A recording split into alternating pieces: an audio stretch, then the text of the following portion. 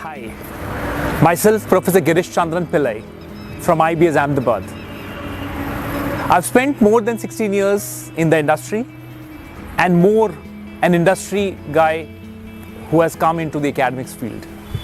One of the predominant questions that I ask my students when I teach subjects such as human resource management and organizational behavior is how important is the subjects which are related to people for each one of you.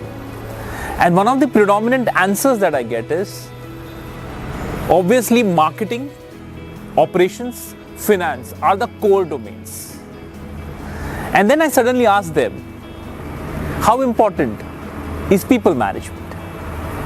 A lot of us, when we look at these domains, probably have underrated the importance of learning organizational behavior in human resource management.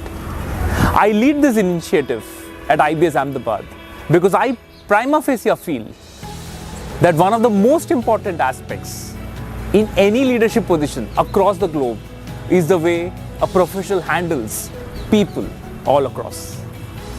And that's the reason I'm delighted to announce that IBS Ahmedabad is at the forefront in preparing our students for human resource management courses.